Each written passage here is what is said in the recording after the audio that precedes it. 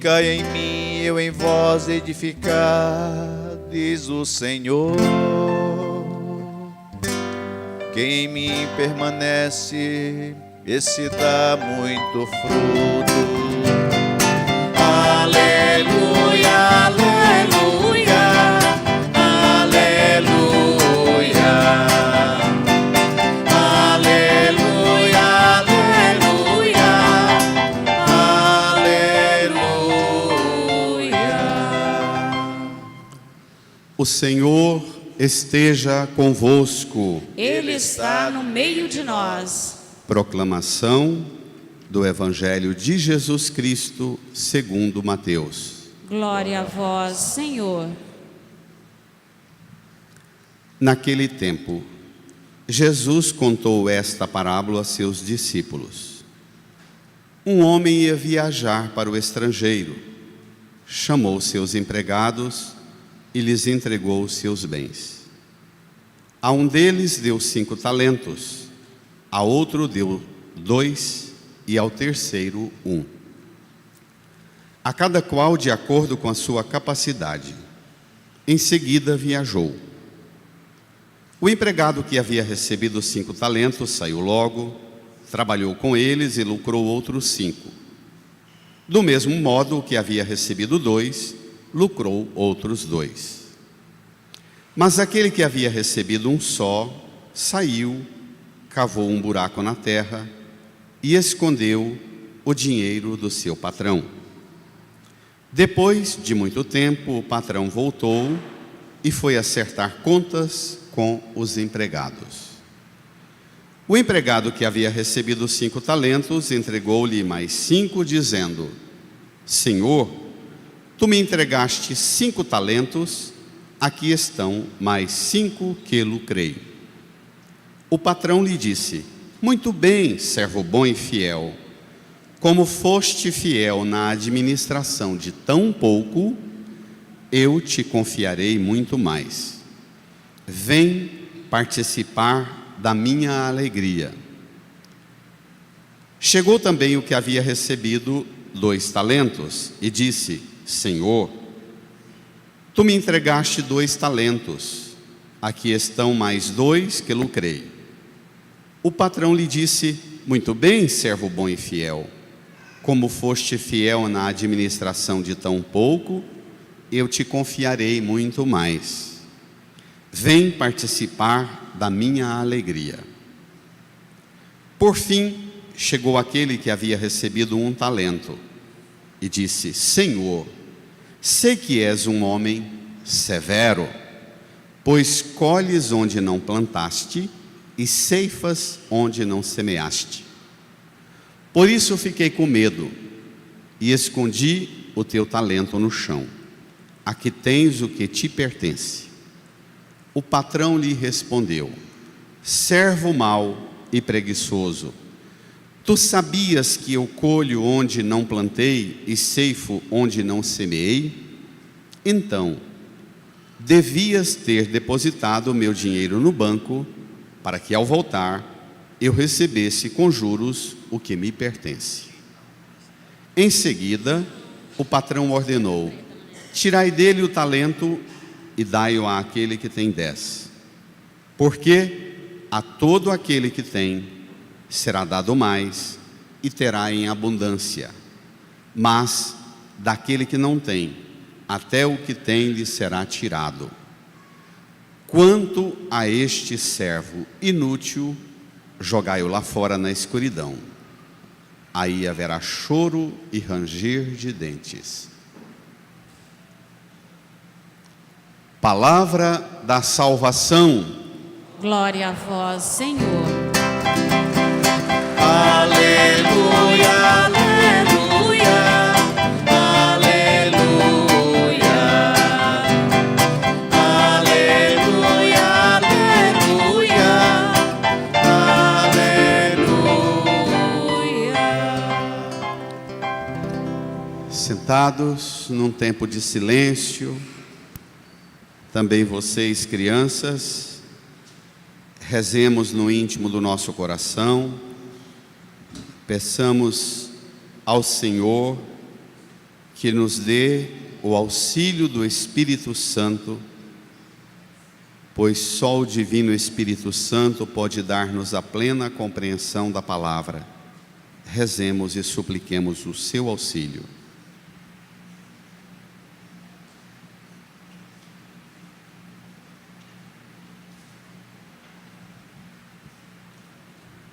Amém. Irmãs e irmãos, estamos caminhando para o encerramento do ano litúrgico.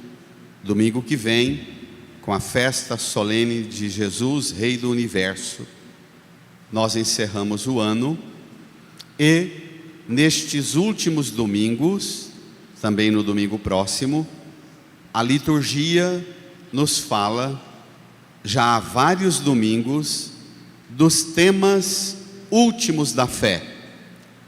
Nós estamos com Jesus em Jerusalém, aqui no capítulo 25 hoje de Mateus, mas já há vários domingos, desde o capítulo 21 de Mateus, Jesus entrou em Jerusalém e foi direto para o templo, o santuário de Jerusalém, e lá, depois de purificar o templo, expulsar os vendilhões com o chicote na mão, ele iniciou, vejam, são vários capítulos em que Jesus está em Jerusalém, no templo, dirigindo aos discípulos e aos que o rodeiam uma série de ensinos.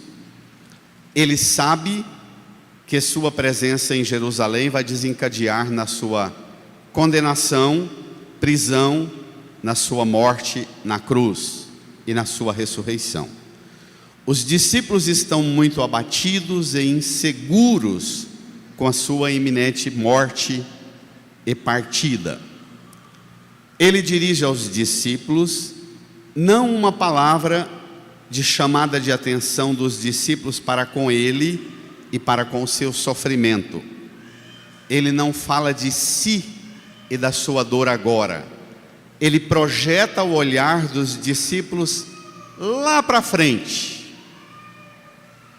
É o melhor modo de pai e mãe ensinar os filhos a enfrentar as dificuldades na vida, os sofrimentos, as tribulações na vida. Projetar o olhar para frente, tirar o olho do agora, alcançar uma visão que pode dizer para a menina, para o menino nas dificuldades, olhar e caminhar, esta realidade de sofrimento será superada, avante. O olhar de Jesus para os discípulos que têm dificuldade de aceitar sua morte, sua partida, o olhar de Jesus cura a dor dos discípulos com as aflições do agora, chamando-os a investir generosamente os seus esforços numa caminhada que terá como ápice último a sua volta, a sua vinda. É uma pena que muitos no cristianismo transformamos o tema da vinda de Jesus, da volta de Jesus, numa teologia do medo, numa doutrina do medo. É a pior apelação religiosa. Se tem um critério para avaliar seu cristianismo, é o quanto você é guiado pela doutrina do medo, ou você é guiado pela doutrina da graça, do entusiasmo da fé. Isso não é simples, minha gente. Vocês, pais e mães, especialmente de crianças e adolescentes, vô e vó de criança e adolescente, a gente é tentado a fazer atalhos perigosos e achar que dá mais resultado ficar mostrando notícia desgraçada e terrível no celular para passar medo, para engessar comportamento de filho. E aí a gente pode facilmente entender por que é que tantas meninas e meninos desencadeiam numa crise no ápice da vida, Na etapa mais bonita da adolescência e da juventude, são meninas e meninos ceifados por uma ordem de opressão e de medo de tudo, do presente e do futuro, medo.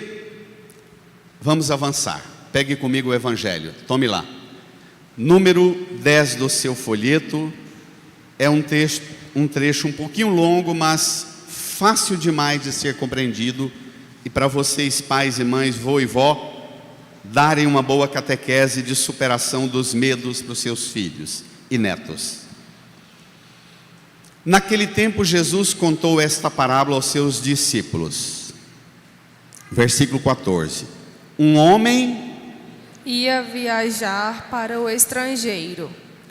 Chamou seus empregados e lhes entregou seus bens. O homem que vai viajar para o estrangeiro é ele, que está em Jerusalém, no templo, e sabe que ele vai ser julgado e condenado, vai ser morto e vai subir para o céu.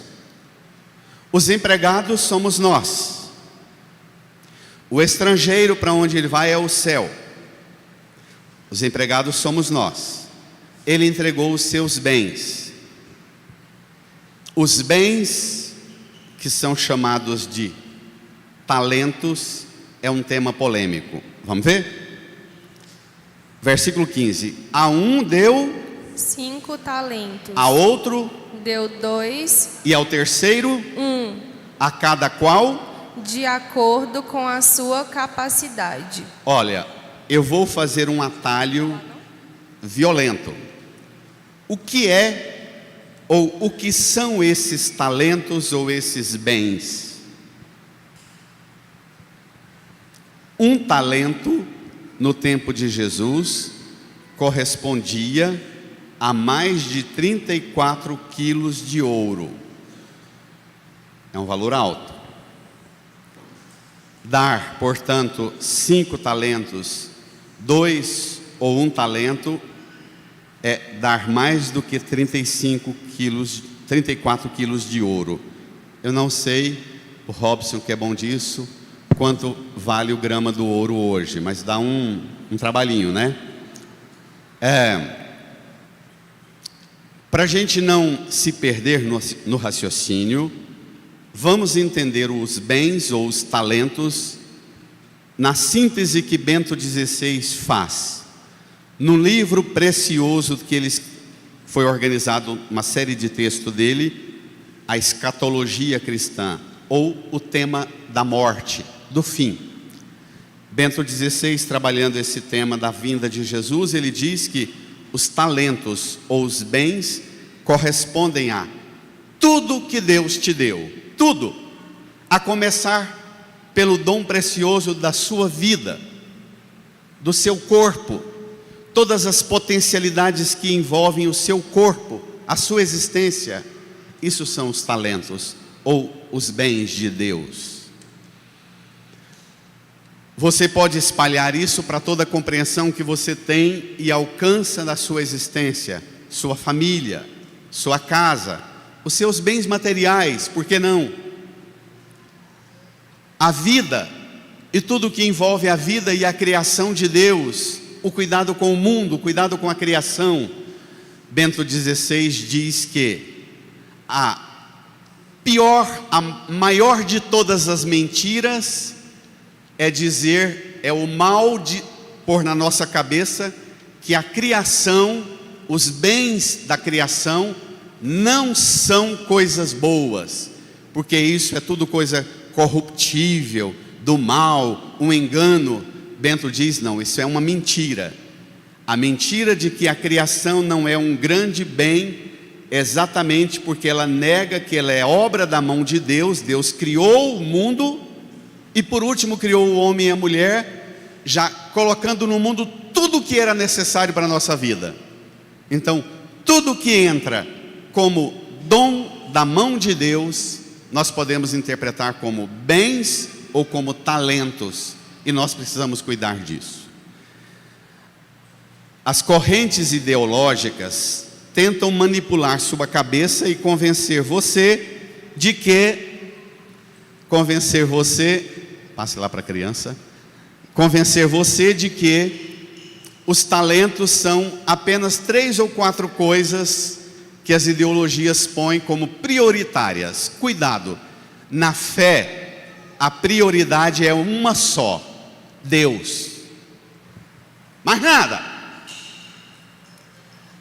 Essas listinhas que você encontra nos bancos e na entrada das igrejas, se você chega numa igreja em que o grupo majoritário é mais desses movimentos tradicionalistas, moralistas, de direita, a lista deles é uma. Se você chega numa igreja que a turma é mais de esquerda, vão fazer a lista que é outra. Rasgue as duas e jogue no lixo, e fique com uma. A teologia. Jogue o panfleto da ideologia no lixo e fique com a teologia da Santa Igreja, porque só a teologia é capaz de dizer para você que o grande e perfeito dom, afinal de contas, que nós recebemos de Deus é o próprio Deus, é Deus. Vamos lá? Portanto, aqui nós vamos sofrer uma provocação grande com esses talentos, com esses dons, com esses bens. Vamos lá. O que é importante é que o patrão entregou a cada um de acordo com a sua capacidade. Se Deus te deu um filho ou 5, é de acordo com a sua capacidade. Se Deus te deu uma família com um membro ou 10, de acordo com a sua capacidade. Deus não dá para você uma vida de peso, de fardo. O que Deus percebe e sente que é sua capacidade, Ele lhe dá. A questão mais importante é saber se você, ao receber 2 talentos, 1 talento ou 5, se você cuida deles, considerando que Deus te deu talentos, bens, mas te deu também capacidade. E capacidade a gente desenvolve com esforços pessoais. Esse é um tema difícil, porque o enfrentamento do mundo passa pela organização da igreja e a organização política, econômica, social, cultural, em que a gente deveria criar meios de desenvolver as capacidades, potencializar as capacidades que todos temos.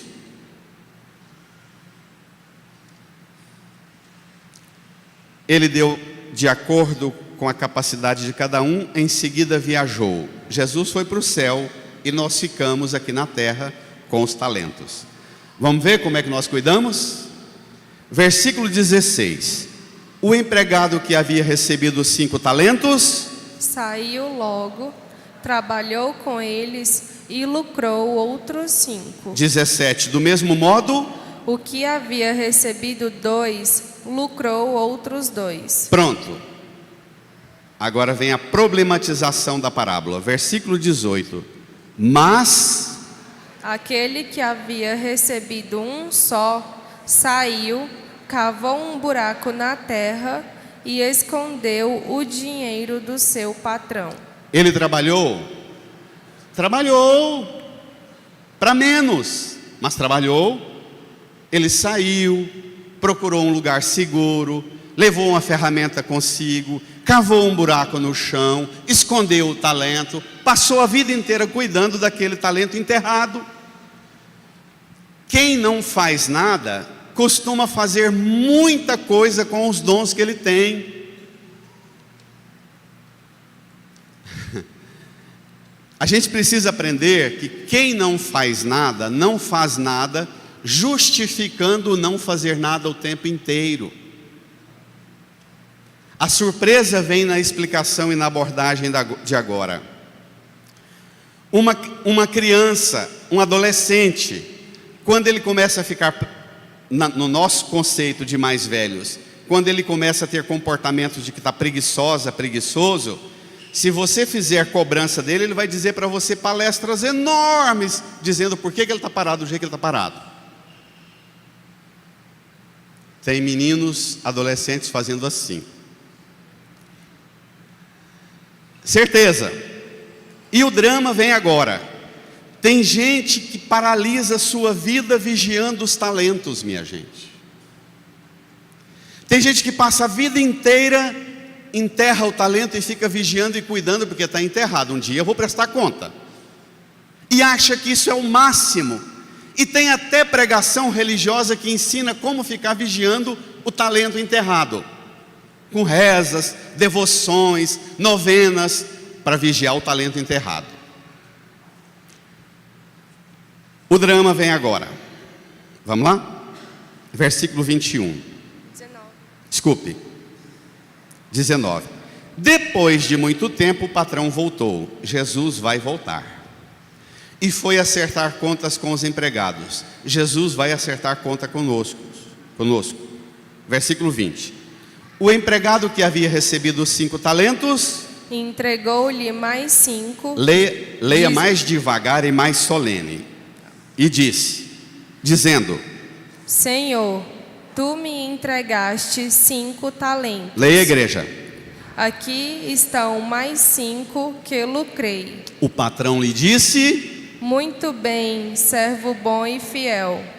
Como foste fiel na administração de tão pouco, eu te confiarei muito mais. E o que é o muito mais? Ele diz: vem participar da minha alegria.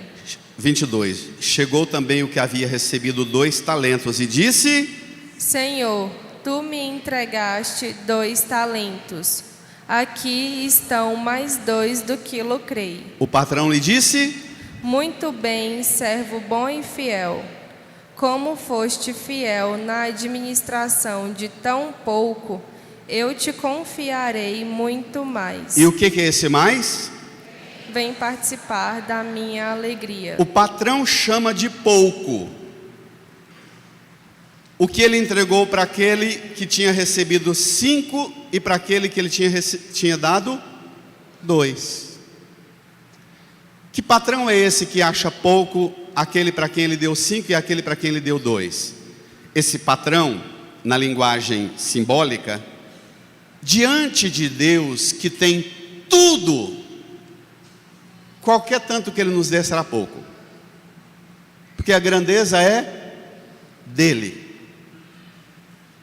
Diante de Deus, você pode ter caminhões de dons e talentos. Deus vai olhar, você vai ser cheio de orgulho.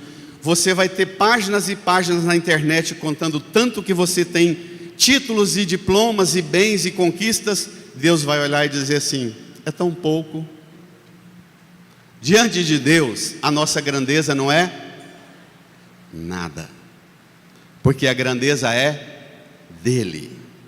O que você faz com o que você recebe de Deus? É para inchar o seu ego, inflar o seu ego, ou para você reconhecer que você tem condições de, o que você recebeu de Deus, o que recebeu 5, lhe devolveu 10. O que recebeu 2, lhe devolveu 4.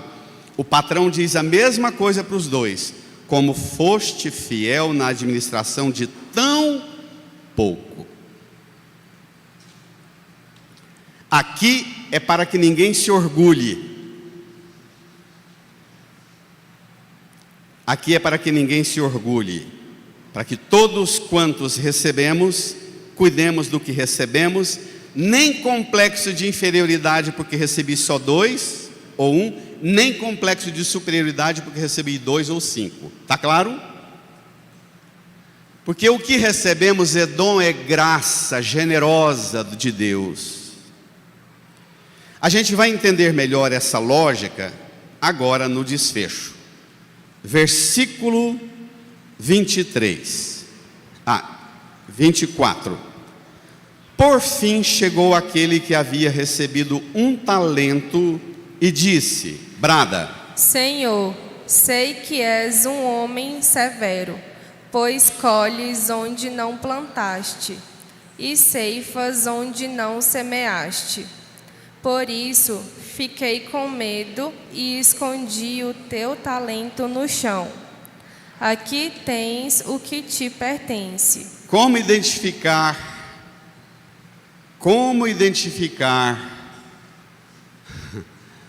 uma pessoa que não entendeu a missão dela na vida, no mundo?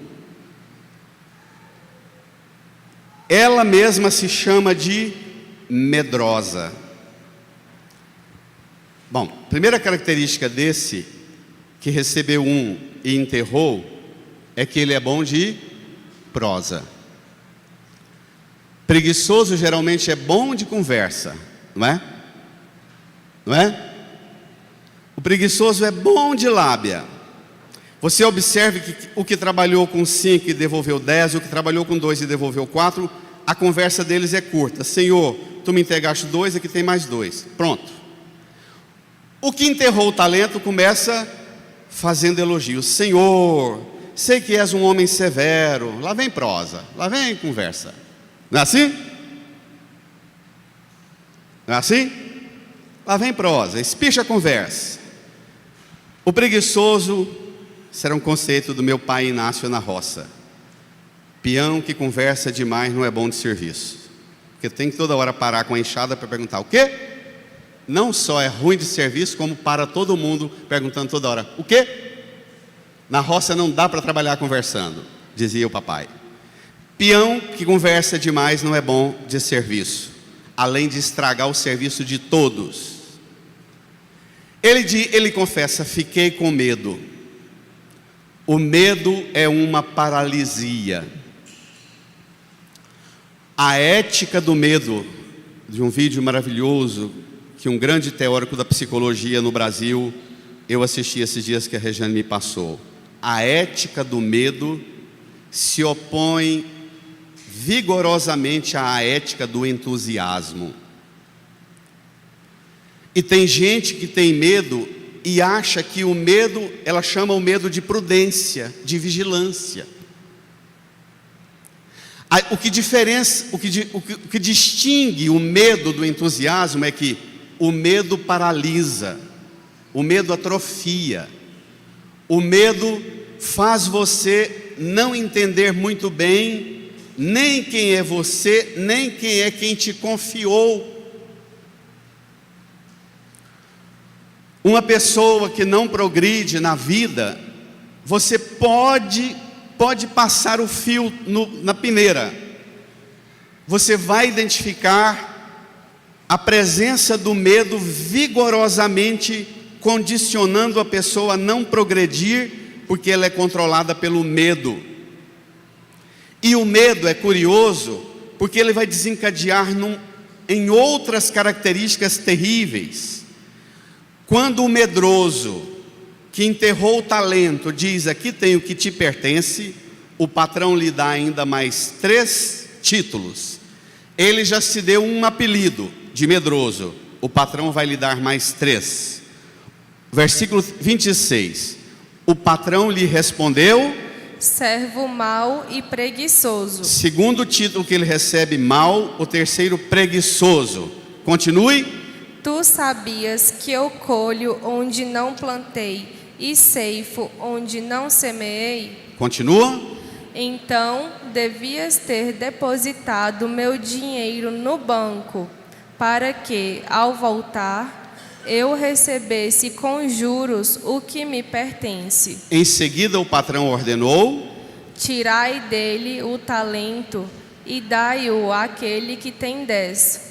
Porque a todo aquele que tem será dado mais, e terá em abundância. Mas aquele que não tem, até o que tem lhe será tirado. E agora o patrão dá mais um último apelido e título para o empregado. Quanto a este servo inútil, jogai-o lá fora na escuridão. Aí haverá choro e ranger de dentes. Medroso, mau, preguiçoso, inútil. O medo faz com a gente isso. O medo paralisa a gente, atrofia a gente. O medo faz a gente entrar num pavor de achar que todo mundo é mau, e a maldade acaba por habitar a gente. O medo faz a gente achar que não compensa trabalhar, porque todo mundo é mau e ninguém vai me pagar o que eu mereço, então é melhor eu pegar o potencial que eu tenho e enterrar, porque ninguém vai reconhecer. Todo mundo é mau, ninguém vai me dar o que eu mereço. Aí enterra.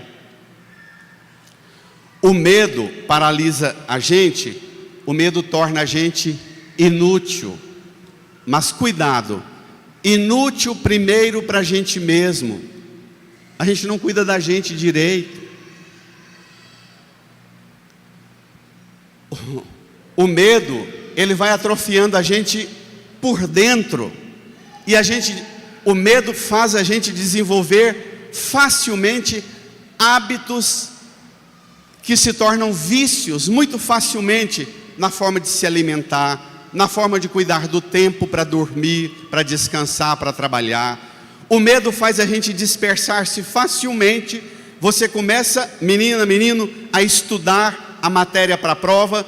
O medo faz você fugir do que você tem que entrar aqui e querer uma distração. Abre o celular para distrair. Você não sabe porque deixou de ler a matéria, estudar o que está estudando e abrir o celular para ver porcaria. Porque você é dominado pelo medo. Você precisa distrair-se.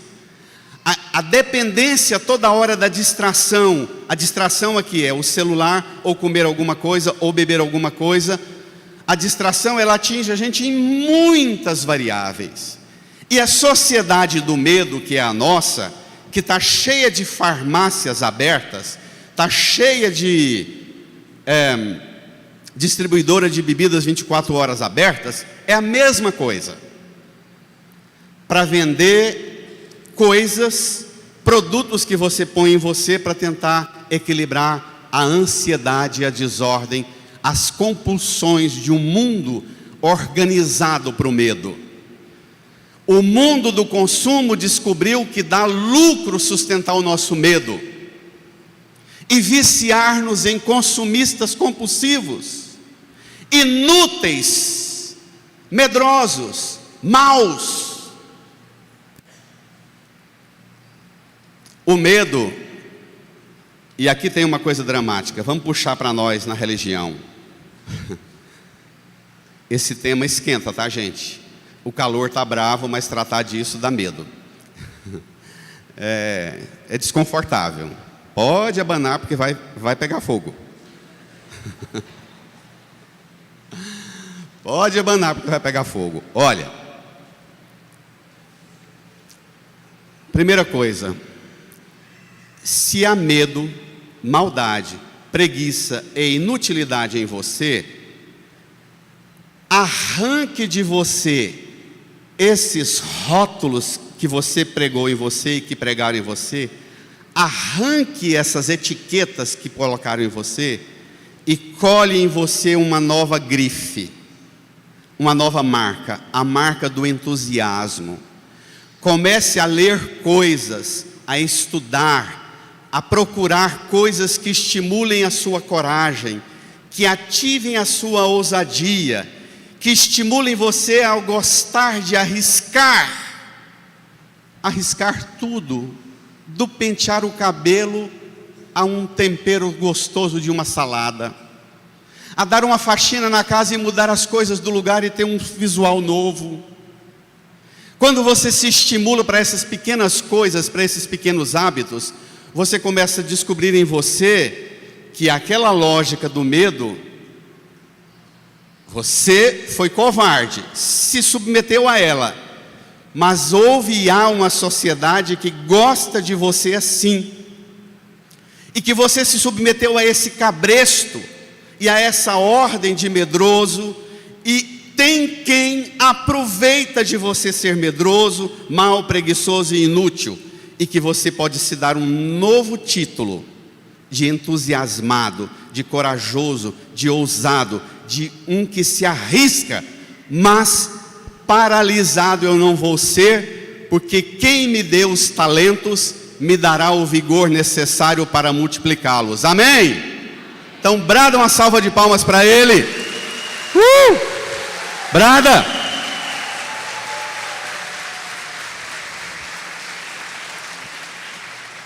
Tem gente que diz assim: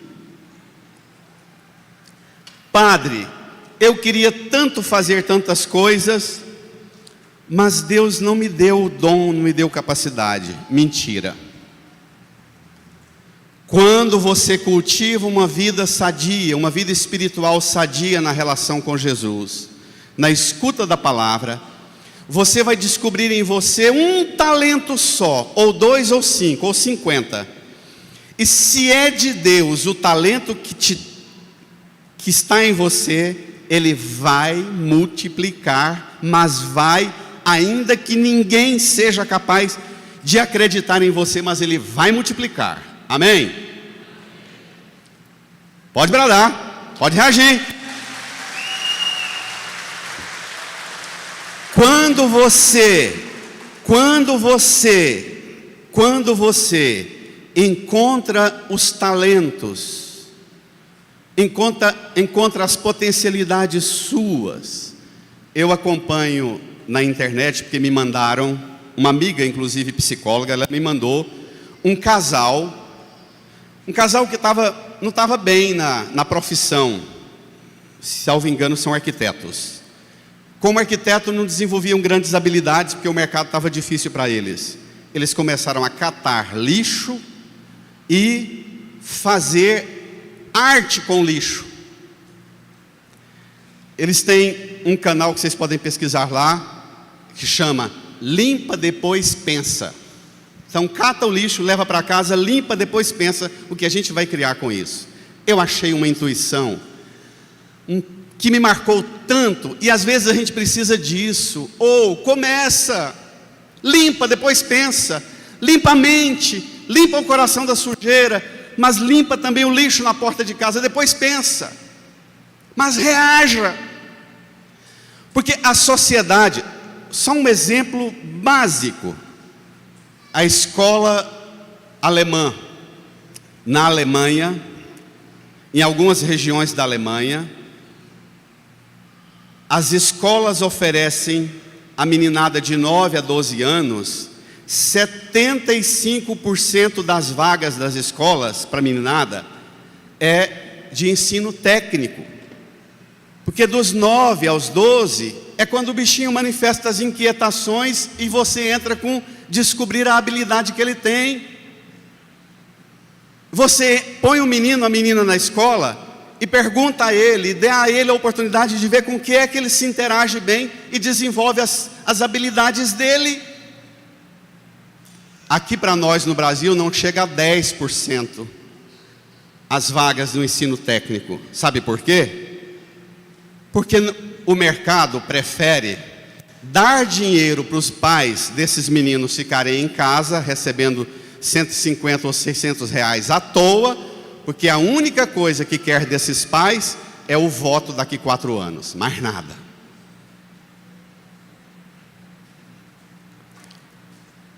Outro dado importantíssimo, uma pesquisa que sai todos os anos, os 10 países das pessoas, dos moradores mais felizes do mundo.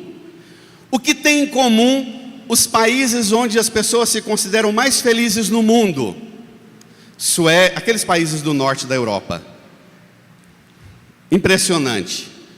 Lá, o serviço do governo funciona o seguinte: você perdeu o emprego, você é mecânico, você perdeu o emprego.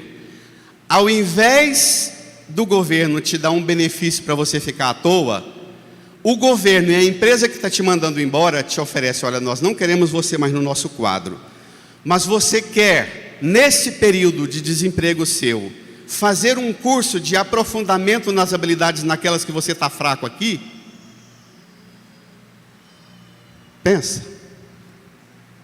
Só de topar, o cara já mostra que tem caráter, que quer crescer, que quer potencializar-se, que quer desenvolver. E ao invés de ganhar para ficar à toa 5 meses, arrumar outro emprego, criar encrenca nele para ficar desempregado e para ganhar auxílio-desemprego mais 5 meses, não.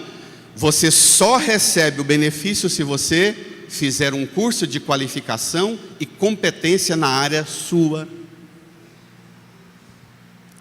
Então, criar uma sociedade de gente medrosa, devendo favores para os políticos, e os políticos ainda com os padres e os pastores jogando água benta neles e orando, dizendo que eles são os mensageiros de Deus, sejam eles da direita ou da esquerda, porque eles dão benefícios. É isso que o político quer, é isso que o diabo quer também, que é paralisar todo mundo no medo do outro. Uma sociedade ideologizada como a nossa, de direita, polarizada como a nossa de direita e de esquerda, é uma sociedade preparada para criar e domesticar medrosos, e ainda põe a religião ensinando todo mundo a ter medo de quem é de direita, a ter medo de quem é de esquerda. E nós, os pregadores, ainda nos servimos a essa desgraça, que é criar uma sociedade toda pronta para o medo. E o povo quer que o padre seja, o pastor seja do lado da ideologia dele, quer dizer, ensinando a ter medo da outra ideologia que eu combato. E o padre precisa ser instrumento de Deus para ajudar a libertar-se do medo, porque tem gente que tem medo de Deus do mesmo tanto que tem medo do capeta. Alguns têm até mais medo de Deus do que do capeta. Não tem? Medo é sinal de que você não tem Deus. Medo é sinal de que você ainda não encontrou Jesus, que limpa você de tudo. Bento XVI. Qual é a grande decepção do mundo com Jesus? Qual é a grande frustração do mundo e até de boa parte dos apóstolos com Jesus?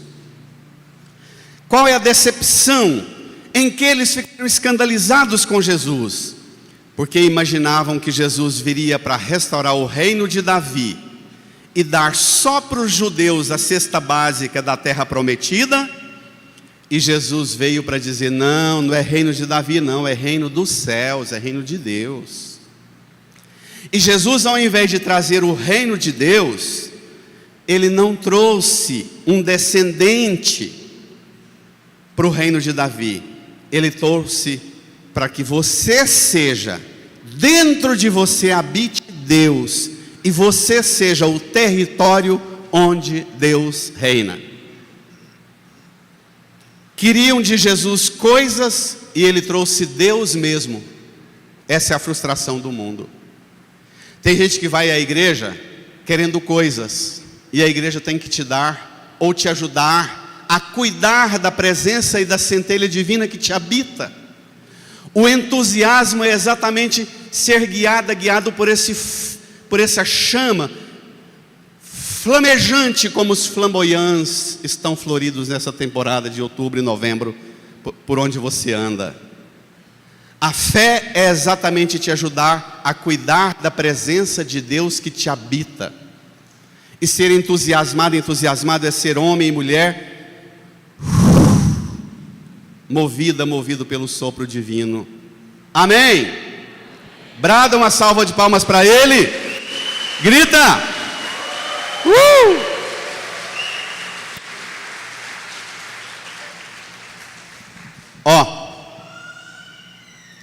Para terminar, São Jerônimo, século IV, diz que os 5 talentos são os 5 sentidos do corpo.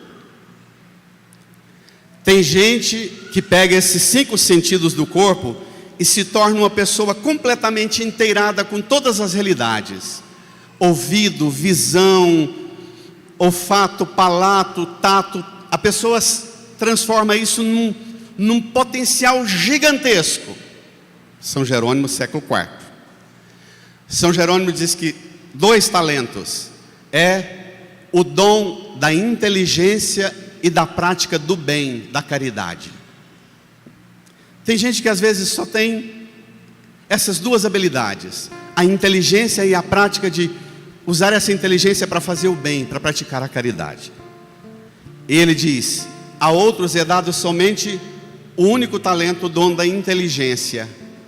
Mas começa a fazer calor, ela arma uma esteirinha no chão ou a rede, tranca o quarto, está fazendo calor, não dá para fazer mais nada, e se enterra junto com o calor e o desconforto da vida. Sai dessa, desenterre o que você enterrou, amém? Reage, desenterre o que você enterrou, derrame-se nessa graça, nesse dom. Lembra do azeite domingo passado das jovens? Pegue aquele azeite e taque fogo no mundo.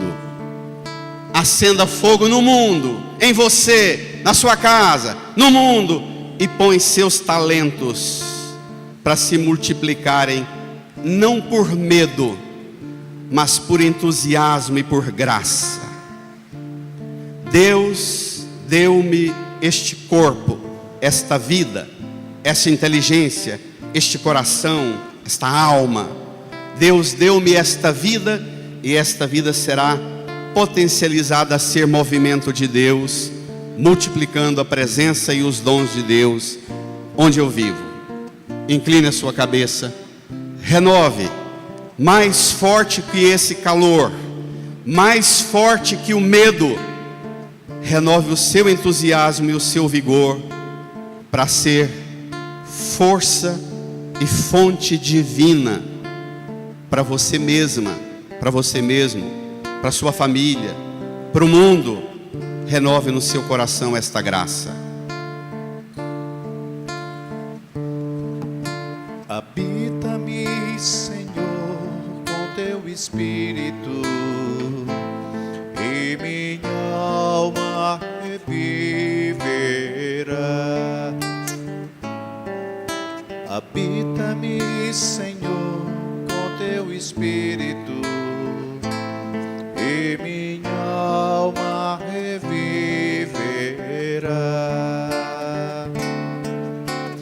Para te adorar, para te louvar, habita-me, Senhor Jesus. Para te adorar, para te louvar, habita-me, Senhor Jesus. Desperta-me, Senhor. Desperta-me, Senhor, com teu Espírito, E minha alma reviverá. e minha alma reviverá. Desperta-me, Senhor, Desperta-me, Senhor, do medo, com teu Espírito, da preguiça, da inutilidade. e minha alma reviverá. Desperta-me, Senhor. Para te adorar, para te louvar, Desperta-me, Senhor. Jesus. Para te adorar, para te louvar, Fiquemos em pé. desperta-me, Senhor. Estenda suas mãos aqui para a cruz de Jesus.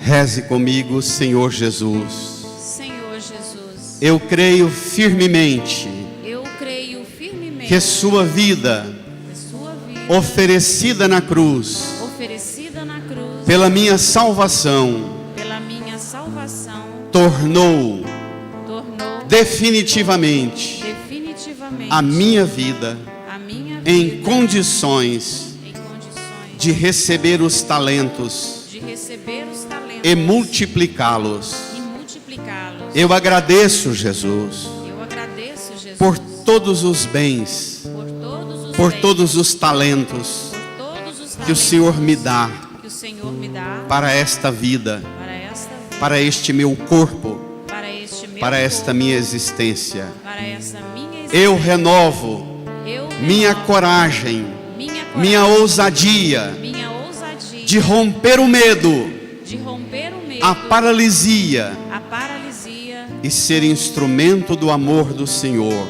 e ser teu membro de amor, multiplicando os dons, multiplicando os dons, os talentos os talentos que em mim o Senhor depositou.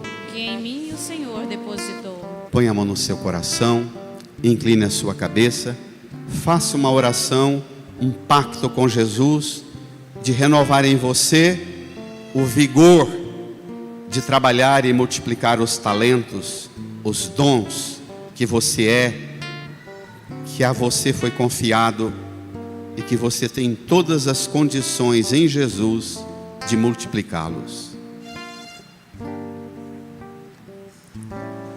E faça também sua oração de gratidão por sua vida, por seu corpo, por sua existência, por tudo que você faz para multiplicar as bênçãos de Deus. Amém. Obrigado, Jesus. Nós louvamos e agradecemos porque nossa vida não é fonte de medo, mas de entusiasmo e de confiança no Senhor. Amém. Amém. Amém. Dirija quem está do seu lado, dê um abraço bem carinhoso, deseja a paz de Jesus. Saudai-vos. Quero te dar a paz do meu Senhor, com muito amor. Quero te dar a Te paz dar a paz do meu Senhor. Vamos cantar, vamos louvar. A flor vejo manifestar o poder da criação nos seus lábios manifestar Um sorriso. o sorriso de um irmão. Toda vez que eu te abraço Toda vez que eu te abraço e aperto a sua mão, sinto forte o poder do amor dentro do meu coração. manda essa paz pro mundo. Quero Erga a mão, te dar a paz, canta essa paz. meu Senhor, com muito amor. Levante a sua mão, mande essa paz para o mundo, para Gaza, para Israel, Do meu Senhor, para os cristãos, judeus, árabes, muçulmanos. Mande essa paz para todas as mulheres e homens da terra. Mande essa paz para sua escola, para seu trabalho, para sua família, para os talentos que o Senhor confiou a você, seus filhos, seus netos. Mande essa paz.